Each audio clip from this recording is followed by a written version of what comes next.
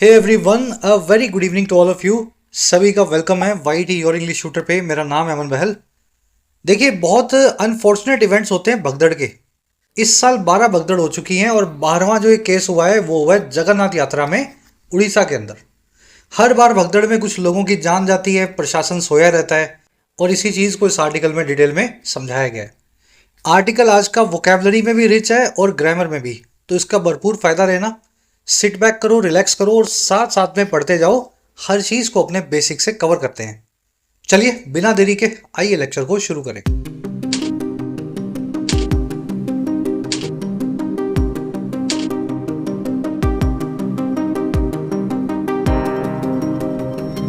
Alright, कह रहा है शेयर नेग्लिजेंस। देखिए, नेग्लिजेंस का मतलब होता है लापरवाही या बेपरवाही। शेयर का मतलब होता है शुद्ध, निरा, प्योर। कह रहा है जी, निरी लापरवाही दिखी है प्रशासन की तरफ से इस रीसेंट स्टैम्पीड में, भगदड़ में, जो ओडिशा में हुई थी। चलिए टाइटल पैराग्राफ को देखते हैं क्या कहना चाह रहा है। कह रहा है India's shameful VIP culture has no place in public events. कह रहा है भारत का जो शेमफुल वीआईपी कल्चर है, वीआईपी कल्चर क्या होता है? कोई आदमी, बड़ा आदमी, उसकी गाड़ी वाड़ी देख करके पुलिस वाले भी साथ लग गए उसके, है ना, वीआईपी आदमी है, कोई बड़ा अधिकारी है। कह रहे हैं हमारा एक डिस्ग्रेसफुल या शर्मनाक वीआईपी वाला जो कल्चर है ना, इसकी कोई जगह नहीं है। It has no place public events में, आम आदमी से जुड़े हुए कार्यक्रमों में या प्रोग्राम्स में। चलिए, वीआईपी कल्चर आपने समझ लिया क्या है। एक नाउन है यहाँ पे, वर्ब है इसकी has. When you have no place, तो आपकी कोई जगह नहीं होती। पब्लिक इवेंट्स यानी आम आदमी के होने वाले प्रोग्राम्स, जैसे कोई कुंभ यात्रा है, कोई मेला है, कोई, है ना, इस तरह की चीज़ें। शेमफुल, डिसग्रेसफुल, एम्बैरेसिंग, जिसमें आपको शर्म आए। जल्दी से आगे बढ़ते हैं। अब मैं दिखाता हूं आपको इस आर्टिकल की वोकैबुलरी। 5 वर्ड्स भारी भरकम शुरू में एक साथ देख लोगे ताकि क्लास को आप स्मूथली ले सको। देखिए, यूट्यूब पे तो अपनी क्लासेस आ ही रही हैं। इन क्लासेस के साथ साथ अगर स्ट्रक्चर्ड वे में आप अपने एग्जाम की प्रिपरेशन करना चाहो तो मेरी गाइडेंस में आप कर सकते हैं। ऐप के ऊपर YT your English shooter app, आपकी अपनी ऐप, कमेंट सेक्शन में इसका लिंक दिया गया है। English unlocked course full fledged चल रहा है। 10 दिन पहले कोर्स लॉन्च हुआ है। 2025 और 26 का हर एग्जाम का इंग्लिश का पोर्शन इस कोर्स में कवर्ड है। बिल्कुल बेसिक ग्रामर से चलेंगे और आगे बढ़ते हुए रीडिंग तक, कॉम्प्रीहेंशन तक, वोकैब तक, और एग्जाम के रेलेवेंट जितने भी क्वेश्चंस होते हैं 125-150 घंटे के इस कोर्स के अंदर सब चीजें कवर्ड हो जाएंगी। फायदा ले सकते हैं इस कोर्स का। कोर्स अभी लॉन्च हुआ है। यूज करें कूपन अनलॉक्ड को ताकि आपको कम फी के अंदर कोर्स मिल सके। इसी के साथ में ऐप पे आपको मिलेगा हमारा सुपर हिट राइटिंग का कोर्स। इस कोर्स में आपको लिखना सिखाया जाता है 50 घंटे में। सिर्फ काम की बात होती है 50 से 60 घंटे के अंदर किसी भी एग्जाम का राइटिंग का पोर्शन, डिस्क्रिप्टिव का पोर्शन आप यहां पे कवर कर सकते हैं। इस कोर्स के साथ साथ आपको मिशन यूपीएससी कोर्स मिलेगा।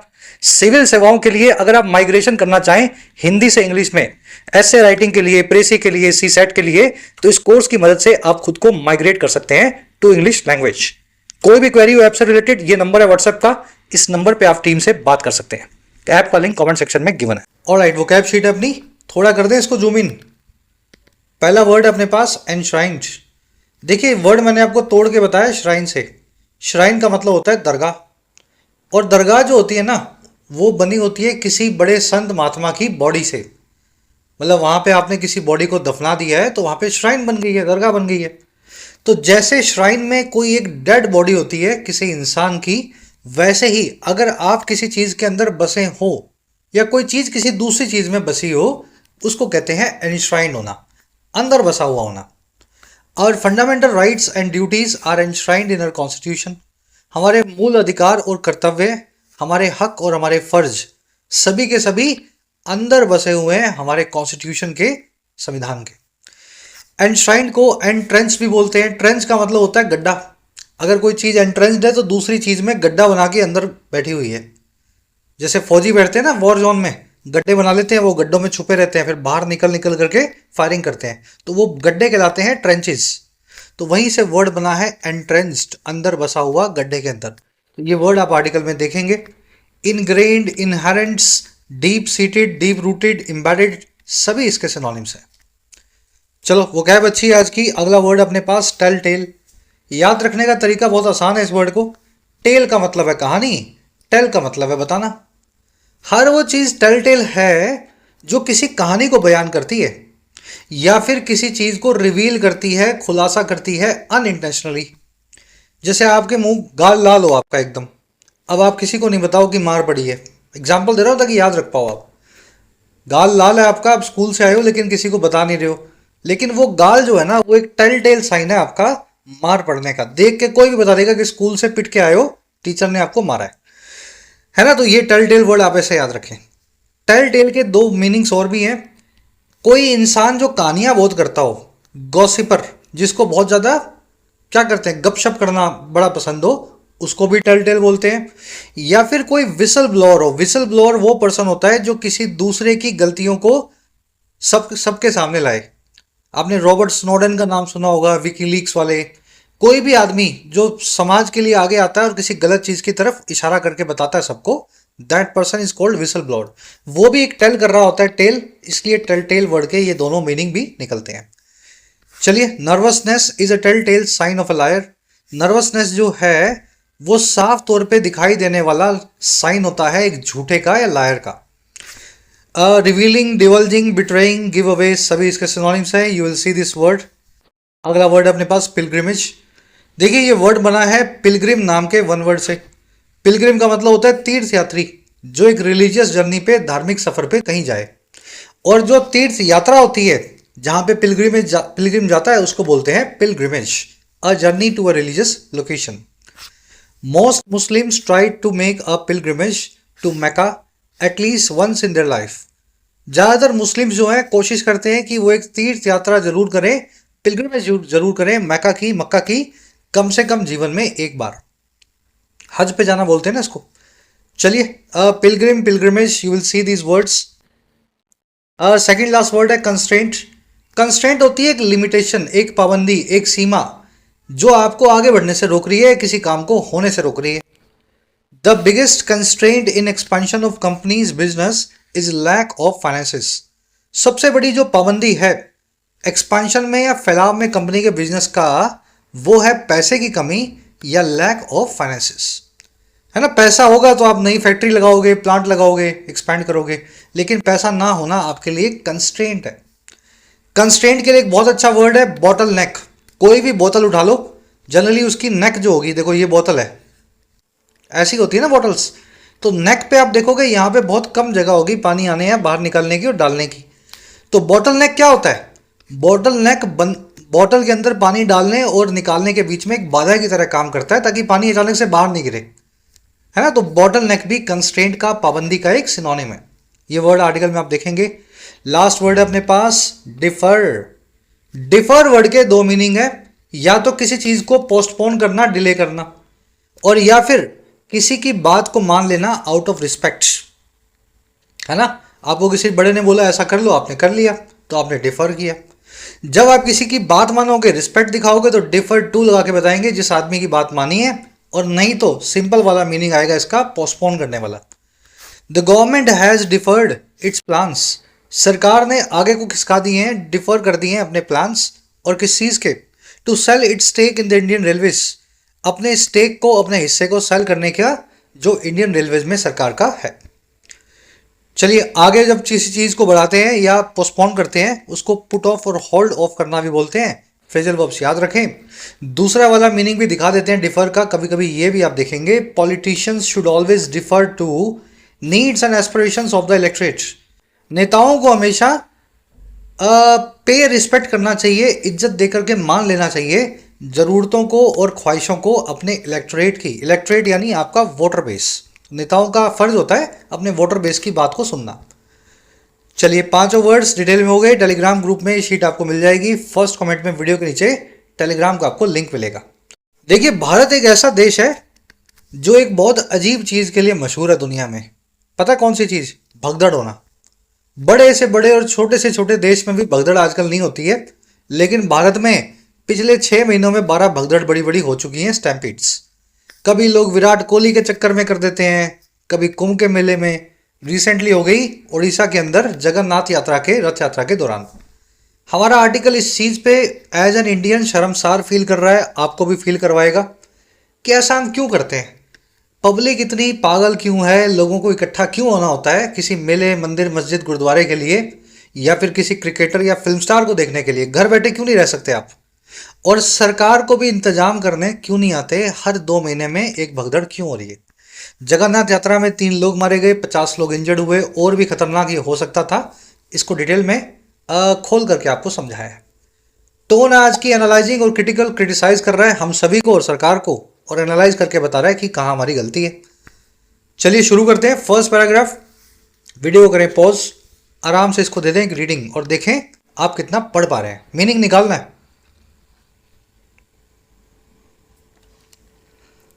ऑलराइट, खुद से ट्राई देना। There have been 9 stampedes in India in the past 12 months with 6 of them at religious gatherings। कह रहा जी वहां रही हैं, देयर हैव बीन 9 भगदड़े, 9 स्टैम्पीड्स भारत में, इंडिया में पिछले 12 महीनों के अंदर। और कह रहे इनमें से 6 जो थी ये हुई थी रिलीजियस गैदरिंग्स पे या फिर धार्मिक जमावड़ों पे। तो ये सारा काम हुआ है इस 6 घटनाओं के या 6 स्टैम्पीड्स के धार्मिक जमावड़ों के होने के साथ ही। ये विद नाम का फ्रेज आपको ये बता रहा है। चलिए, स्टैम्पीड यानी भगदड़, स्पेलिंग देख लेना इसकी, बड़ा कॉमन सा नाउन है। वर्ब है इसकी हैव बीन। रिलीजियस गैदरिंग के लिए एक बहुत अच्छा वन वर्ड है अपने पास। याद है तो लिखो कमेंट्स में, और याद नहीं है तो अभी गूगल करो। मैं करवाऊंगा आपको, लेकिन पहले खुद से देखो ताकि आप जब खुद से ढूंढते हो तो याद रहता है। चलिए, क्लोज देयर से शुरू हुआ है इसलिए वर्ब को सब्जेक्ट से पहले रखा गया है। देयर हेयर से शुरू होने वाले क्लोज में वर्ब सब्जेक्ट से पहले रखी जाती है। स्टैम्पीड्स एक प्लूरल नाउन है इसलिए वर्ब हैव बीन है। अगर मान लीजिए 1 स्टैम्पीड होता, सिर्फ एक ही भगदड़ हुई होती, तो वर्ब हैज बीन आ जाती। तो याद रखना देयर से कोई कनेक्शन नहीं है, बाद वाला नाउन देखना वही डिसाइड करेगा देयर के बाद की वर्ब को। रिलीजियस गैदरिंग्स को अंग्रेजी में बोलते हैं कॉन्ग्रीगेशन। ठीक है, कोई मंदिर मस्जिद में आप जाते हो ना इकट्ठे होकर के, जब जमावड़ा करते हो सत्संग सुनने के लिए बाबा जी का, उसको बोलते हैं अंग्रेजी में कॉन्ग्रीगेशन। कह रहा जी this includes the most recent one at the storied Jagannath temples annual chariot procession in Puri Odisha early on June 29। कह रहा जी ये जो है ना 6 हुई हैं, जो इनमें से जो है ये 6वीं ये जो 6 घटनाएं हैं इसमें इंक्लूडेड है या ये इंक्लूड करती है सबसे रिसेंट वाली भगदड़ भी जो अभी अभी हुई है। और कहाँ पे हुई है? जगन्नाथ टेम्पल के एनुअल चैरिट प्रोसेशन में। प्रोसेशन का मतलब होता है मोर्चा, यात्रा, है ना, जो रैली वैली निकलती है। चैरियट का मतलब होता है रथ, तो रथ यात्रा आपने सुना होगा। तो जगन्नाथ टेम्पल की हर साल होने वाली रथ यात्रा में ये वाला काम हुआ है। और ये रथ यात्रा जो है स्टोरीड है, यानी इसकी बहुत सारी स्टोरीज बताई गई हैं, कहानियां हैं इसकी। और ये हुई है पूरी उड़ीसा में और हुई है जून 29 को। इसमें हुआ क्या? 3 people were killed and more than 50 injured. 3 लोग तो मारे गए और 50 से ज़्यादा इसमें इंजर्ड हुए। सब्जेक्ट वर्ब मिलाते रहना। दिस की वर्ब है इंक्लूड्स, पीपल की वर्ब है वर किल्ड, 50 की वर्ब है वर इंजर्ड। वर यहाँ पे अंडरस्टूड है, दूसरी बार लिखने की जरूरत नहीं है, पहले आ चुका है ना वर, तो दूसरी बार मत लिखो। कह रहा जी acknowledging negligence and security lapses the state government was swift to order a probe. Acknowledge करते हुए नेग्लिजेंस को, लापरवाही को, और सिक्योरिटी में चूक को, लैप्सेस को मानते हुए जो स्टेट गवर्नमेंट है उड़ीसा की, वो बड़ी स्विफ्ट थी, बहुत तैयार, जो तेज थी ऑर्डर करने में एक प्रोब को या फिर जांच को। तो स्टेट ने फटाफट 2 घंटे में मान लिया कि हमारी गलती थी उड़ीसा ने, और जल्दी से एक जांच का ऐलान भी कर दिया।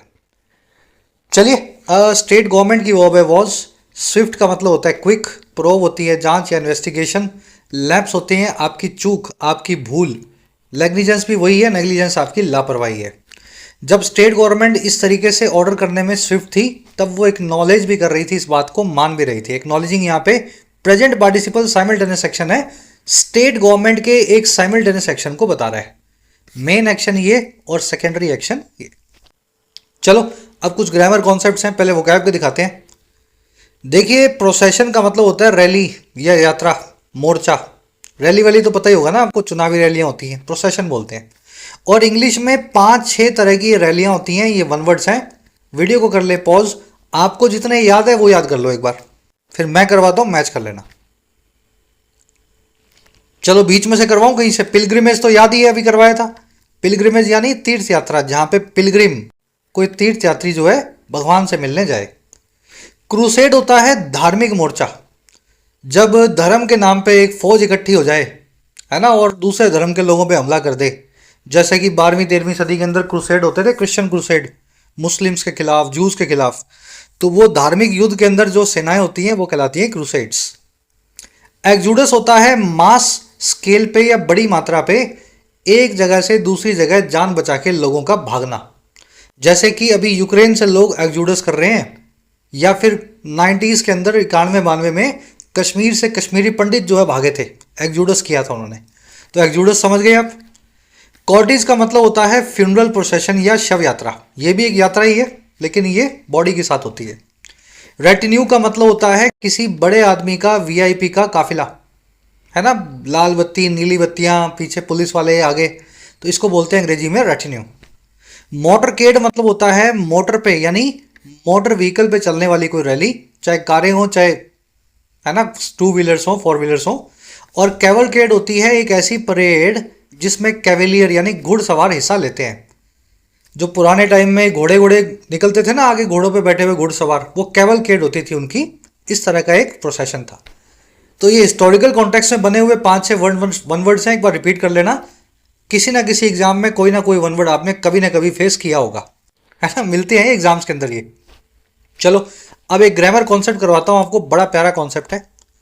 देखो इंग्लिश में ऐसा कहा जाता है, अगर 2 वर्ब्स हो, मेन वर्ब्स, वर्ब नंबर 1 और वर्ब नंबर 2, और इन दोनों के साथ में हेल्पिंग वर्ब भी आ रही हो, लेकिन हेल्पिंग वर्ब दोनों की कॉमन हो।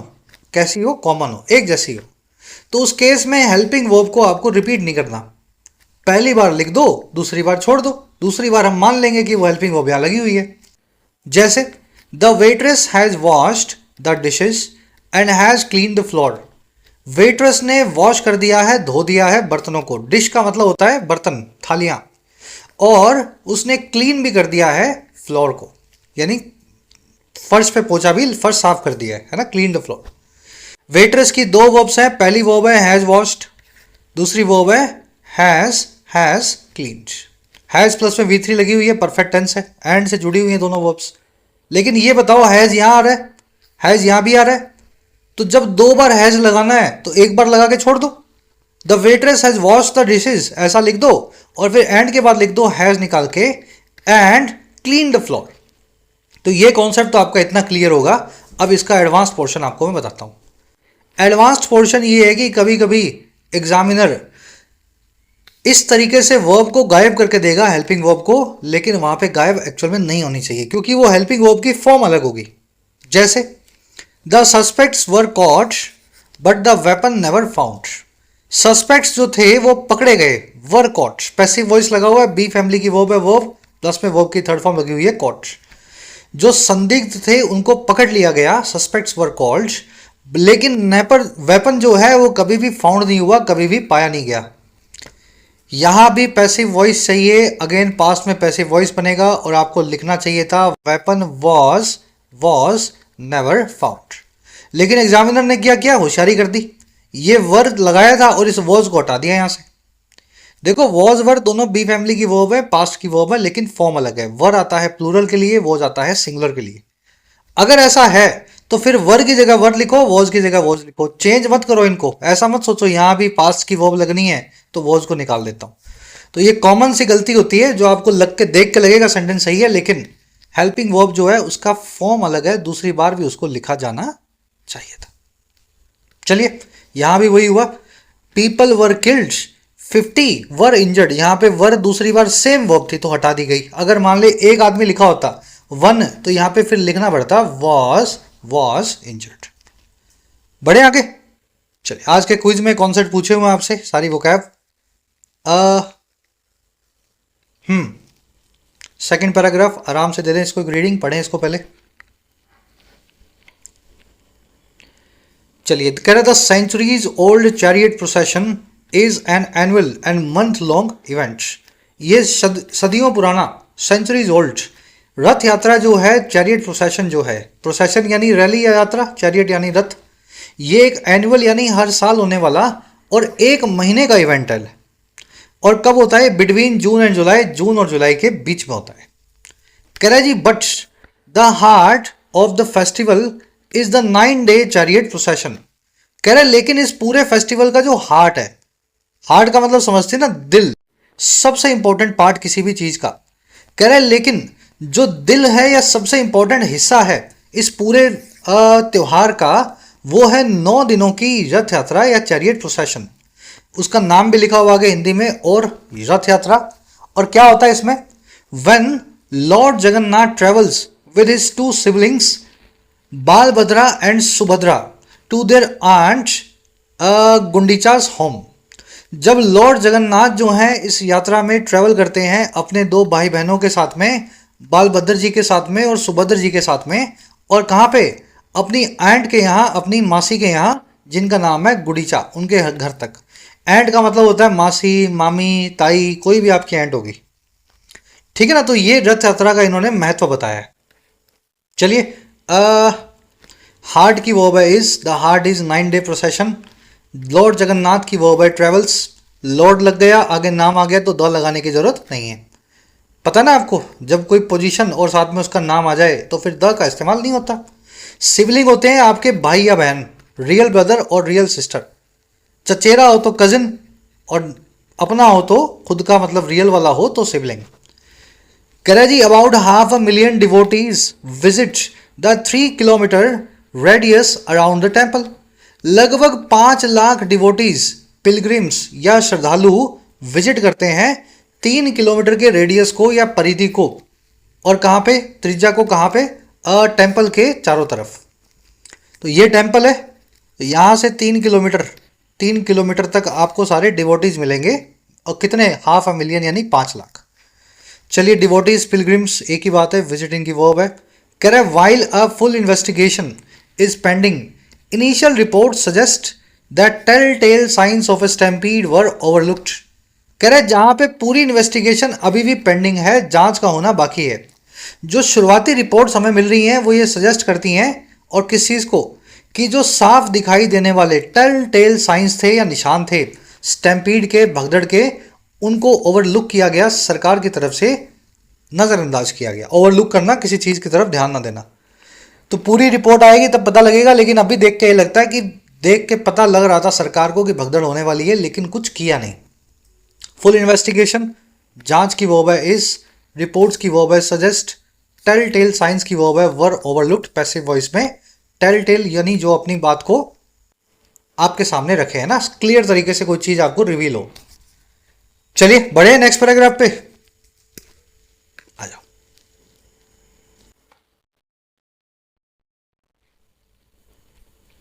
कह रहा जी on the first day of the yatra officials paused the drawing of Lord Jagannath chariot around 7:45 PM because of an unprecedented rush. कह रहा ये 9 दिन की यात्रा के पहले दिन, फर्स्ट डे पे, जो अधिकारी थे उन्होंने रोक दिया ड्रॉ करने को या खींचने को लॉर्ड जगन्नाथ के चैरियट को, जगन्नाथ जो है भगवान के रथ को। और कब? शाम को लगभग 7:45 बजे। और क्यों खींचा, क्यों रोका? इस वजह से रोका बिकॉज ऑफ एक ऐसे रश की वजह से, भीड़ भाड़ की वजह से, जो अनप्रेसिडेंटेड था, जिसकी कोई मिसाल नहीं थी, अभूतपूर्व था। और क्या हुआ? कह रहे जी allowing only Balabhadra's and Subhadra's chariots to move. ये सारा काम किया इन्होंने अलाउ करते हुए, इजाजत देते हुए, सिर्फ जगन्नाथ लॉर्ड के सिबलिंग्स की चैरियट्स को, है ना, बालभद्रा और सुभद्रा के रथों को मूव करवाने का। तो एक चैरियट को रोक दिया गया जगन्नाथ साहब के, बाकी दोनों रथों को आगे जाने दिया। चलिए, ऑफिशियल सरकारी वर्ब इनकी पोज करना, रोक देना, वर्ब की सेकंड फॉर्म लगी हुई है। अनप्रेसिडेंटेड यानी नेवर हैपन बिफोर, जो घटना अभूतपूर्व है, कभी तक देखी नहीं गई। अलाउ करना, किसी को इजाज़त देना, अलाउ के बाद में जिस चीज़ की इजाज़त दे रहे हैं टू इन्फिनेटिव लगा करके बताएं। लेकिन अगर अलाउ की जगह लेट वर्ब का इस्तेमाल करें, इसका मतलब भी इजाज़त देना ही है, लेकिन टू इन्फिनेटिव इसके साथ में नहीं आता, बेस फॉर्म आती है। जैसे मुझे जाने दो, अलाओ मी टू गो, ऐसा लिखूंगा ना। लेकिन अगर मैं अलाउ की जगह पे लेट लिखना चाहूं तो मैं क्या लिखूंगा? लेट मी टू गो नहीं लिखना, अब सिर्फ गो लिखना है, टू को यहां से निकाल देना, let me go. Allow me to go या लेट मी गो। चलिए कॉन्सेप्ट बड़ा आसान है, ध्यान रखना, अलाउ और लेट को। कह रहा था Jagannath chariot was moved symbolically and deferred till early on Saturday. Lord Jagannath का जो रथ था उसको मूव किया गया, हिलाया गया सिंबॉलिकली, बस थोड़ा सा हिला के आगे चला के, है ना, आपने बोल दिया कि चलो जगन्नाथ जी की यात्रा हो गई। और इसको डिफर कर दिया गया, पोस्टपोन कर दिया गया सैटरडे की सुबह तक। कह रहा in the intervening hours about 700 devotees were hospitalised due to heat, dehydration and crowd stress. कह रहा है इसी बीच में इंटरवीनिंग आवर्स में, भाई रात को रोका और सुबह जाएगी तो बीच के 4-5 घंटे बचे ना, लगभग 150 डिवोटीज ऐसे थे, 750 श्रद्धालु थे जिनको हॉस्पिटल में ले जाना पड़ा गर्मी की वजह से, प्यास लगने की वजह से और क्राउड में होने वाली स्ट्रेस की वजह से। तो ये सारे टेल टेल साइन सरकार को दिख रहे थे। चैरियट की वर्ब है वॉज मूव्ड और दूसरी वर्ब है डिफर्ड। 700 डिवोटीज की, पिलग्रिम्स की वर्ब है वर हॉस्पिटलाइज्ड। डिहाइड्रेशन यानी पानी की कमी हो जाती है जब। कह रहा जी eyewitnesses reported that a common exit gate was closed. जो चश्मदीद हैं, गवाह हैं इस पूरी घटना के, आई विटनेसेस, उन्होंने ये रिपोर्ट भी किया कि एक कॉमन एग्जिट गेट था जो हर आदमी के लिए था, कॉमन था। कह रहा है उसको भी बंद कर दिया गया, बाहर निकलने का रास्ता। और क्यों? To create a separate VIP entry, ताकि उस गेट से एक अलग से वीआईपी एंट्री को क्रिएट किया जा सके। कोई बड़ा बाबू, नेता, है ना, मंत्री आना चाहे, जगन्नाथ यात्रा में शरीक होना चाहे, तो एग्जिट गेट जो आम आदमी के लिए बना हुआ था उसको इन्होंने वीआईपी गेट बना दिया। कह रहा जी forcing everyday pilgrims to exit through the same entrance path that was already congested. और ये सारा काम हुआ फोर्स करते हुए, रोजमर्रा आने वाले पिलग्रिम्स को, साधारण श्रद्धालुओं को फोर्स करते हुए कि वो एग्जिट करें, बाहर निकलें उसी सेम एंट्रेंस पाथ से या घुसने के रास्ते से जो कि पहले से ही कंजस्टेड था या फिर खचाखच भरा हुआ था। कंजस्टेड होना, एकदम फुली क्राउडेड होना, है ना। तो एक गेट था जिसमें से आए थे, अब उसी में से बाहर भी आना पड़ेगा आपको क्योंकि एग्जिट गेट से नेताजी आएंगे। चलिए आई विटनेसेस की वर्ब है reported, they reported that. Exit gate की वर्ब है वॉज क्लोज्ड, है ना, पैसिव वॉइस में वॉज प्लस V3। दैट की वर्ब है वॉज, दैट आया है सेम एंट्रेंस पाथ के लिए। कंजस्टेड होना है किसी चीज का, है ना, एकदम खचाखच भरा हुआ होना, कंजस्टेड। चलिए नेक्स्ट पैराग्राफ।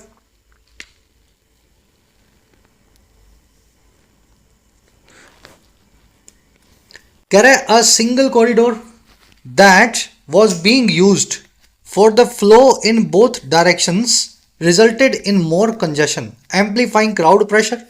अब कह रहा है एक सिंगल जो गलियारा रह गया, कॉरिडोर रह गया। कॉरिडोर क्या होता है? गली, गलियारा, लॉबी। कह रहा है जिसको यूज किया जा रहा था फ्लो के लिए दोनों डायरेक्शंस में, इसी से आप अंदर जाओगे और इसी से बाहर आओगे। कह रहा है ये जो चीज़ है ना, ये रिजल्ट इन हुई, इसका ये नतीजा निकला कि और खचाखच भीड़ बढ़ गई और ये सारा काम हुआ एम्पलीफाई करते हुए, बढ़ाते हुए क्राउड के प्रेशर को। क्राउड प्रेशर समझते हैं जब धक्का मुक्की हो रही होती है, प्रेशर फील होता है ना आपको।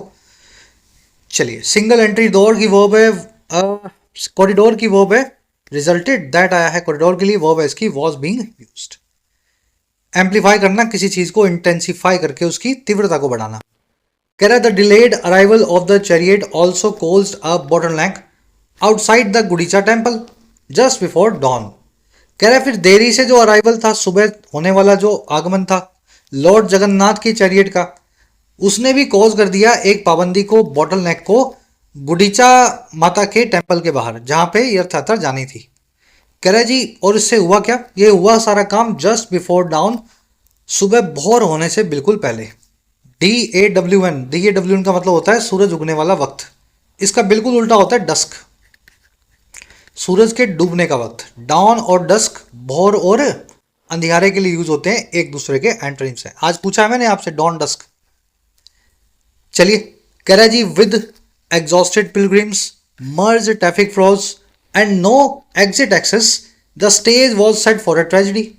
अब कह रहा है जी इन तीन खराब चीजों के साथ ही थके हुए पिलग्रिम्स, एग्जॉस्टेड पिलग्रिम्स, दूसरा मर्ज करता हुआ ट्रैफिक का फ्लो, यहीं से आ रहे हो इसी रास्ते से जा रहे हो, फ्लो मर्ज हो रहा है, और तीसरा एग्जिट का कोई एक्सेस नहीं था आपके पास।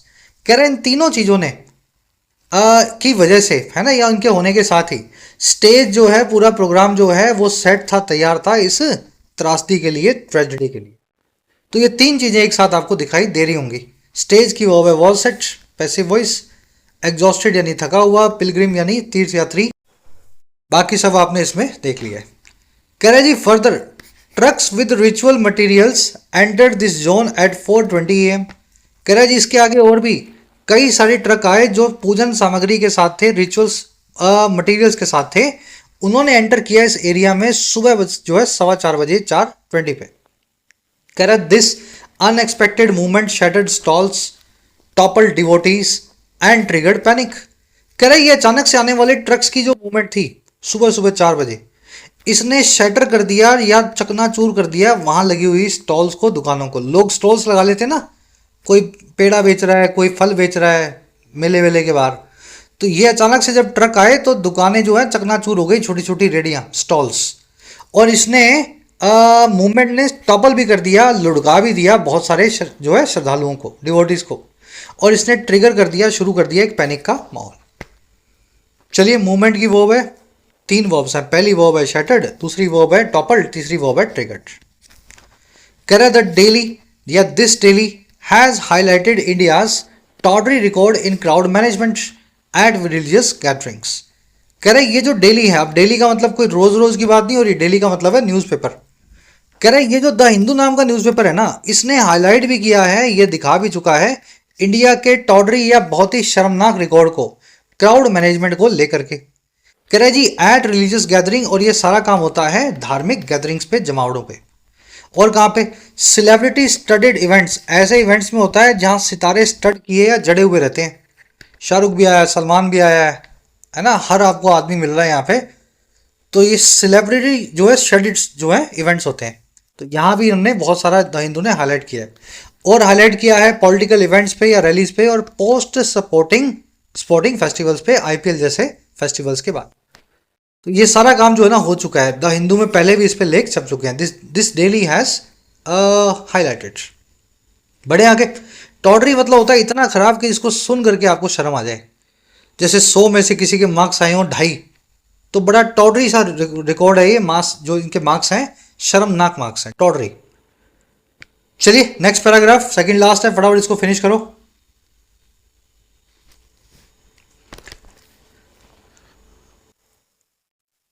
ऑलराइट, कह रहा है given that the climate discourse is at front and centre globally, providing thermal comfort, hydration facilities and taking precautions to shield women, children and the elderly from the heat, especially during peak summer, should have been woven into the conduct of the रथ यात्रा years ago।